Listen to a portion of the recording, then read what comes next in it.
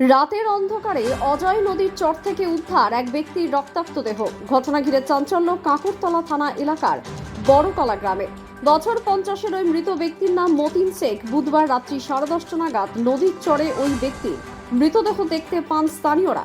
সঙ্গে সঙ্গে তাকে স্থানীয় নাকড়াকোন্দা গ্রামীণ হসপিটালে নিয়ে গেলে সেখানেই মৃত বলে ঘোষণা করা হয়। ঘটনার খবর পেয়ে ঘটনাস্থলে যায় কাকুরতলা থানার পুলিশ এবং মৃতদেহটি উদ্ধার করে ময়না তদন্তের জন্য পাঠায়। পাশাপাশি পুলিশ জানিয়েছে পাথর দিয়ে থেতলে মারা হয়েছে ওই ব্যক্তিকে। প্রাথমিকভাবে তেমনটাই অনুমান করা হচ্ছে, তবে ময়না তদন্তের রিপোর্ট এলে বাকি তদন্ত প্রক্রিয়া শুরু হবে।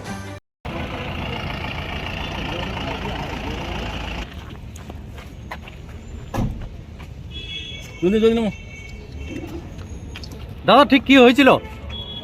দাদা কি হয়েছিল? শেখ মতিনকে মারলেন কেন? দাদা কি হয়েছিল? শেখ মতিনকে মারলেন কেন?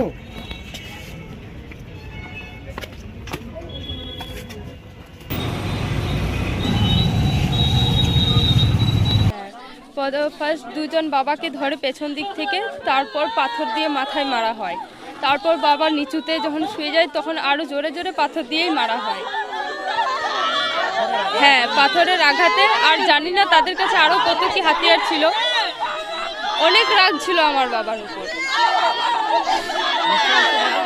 হ্যাঁ, ওটা নিজে থেকে প্ল্যানিং করেই ওটা হত্যা করা হয়েছে। আমার বাবার বাড়িতে একটু আগে মানে 7টা নাগাদ মিটিং হয়েছিল। তো মিটিং শেষ হওয়ার পরে বাবা 10 মিনিট পরে একটা ফোন আসে, তো বাড়ি থেকে বেরিয়ে যায়। তো মা জিজ্ঞেস করে যে কোথায় যাবে, বাবা বললো যে আমি একটু নদীঘাট থেকে আসছি। তো বাবা সেই বলে বাড়ি থেকে বেরিয়ে গেলেন। তারপর ওইখানে যারা শেখ মজিবুল, তারপর রাজিবুল, তারপরে রবিউল, এই আমাদের বাড়ির পাশেই আছে, তারা 4 জন মিলে বাবাকে ধরে। তারপর কথাতে বলা বলি করতে করতে মারও করতে লাগে। তারপর 10-12 জন পাশে দেখতে থাকে আর 2 জন বাবাকে ধরে, আর 2 জন মাথায় পাথর দিয়ে মারতে শুরু করে। তারপর আমার একটা কাকার ছেলে আছে, সে ছাড়াতে আসে, তাকেও ধরে ফেলে, তাকেও ধরে মারতে যায়। তখন আমার ভাই ছুটে এসে সবাইকে যখন ডাকতে আসে তখন তারপর আমার বাবাকে তারা মেরে ফেলে। তারপর তারা আর নেই, তারা গ্রাম থেকে তারা পালিয়ে যায়, তাদেরকে আর এখনো পাওয়া যায়নি।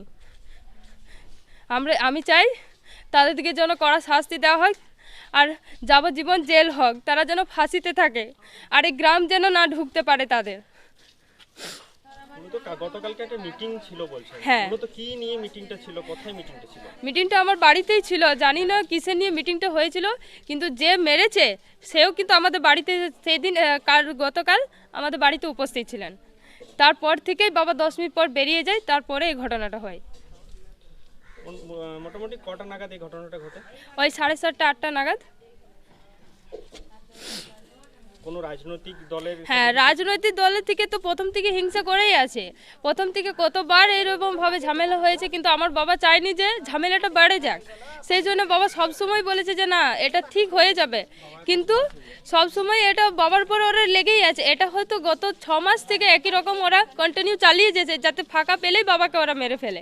কিন্তু গতকাল রাতে বাবাকে ফাঁকা পেয়েছিল, তাই এটা করতে পেরেছে।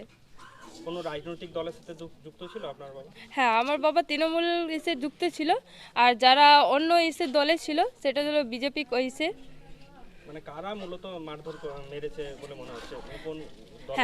হ্যাঁ, দল ছিল, বিজেপি দল ছিল, ওরা করতো। আর শেখ মজিবুল ছিল, শেখ মজিবুল ওই সবাইকে দিয়ে করিয়েছে, প্রায় সবাইকে দেখিয়ে। গ্রামে তো অনেকে সাথ আছেই, সেটা কোনো নেই। কারণ যখন মারা হচ্ছিল কেউ একজন বেরোয়নি, কারণ গ্রামে সবাইকে ওরা করেছিল যাতে না বেরোতে পারে ওরা। যারা মেরেছেন বলছেন, অভিযোগ করছেন, তারা কোন দলের সাথে যুক্ত বলছেন? তারা বিজেপি দলের সাথে যুক্ত, এবং গত এই বছর সিপিএম দলে এসে করেছিল। আপনার বাবা? আমার বাবা তৃণমূলের এসেছিল। দ্য সহজ পাঠ, সহজ কথা, সঠিক তথ্য।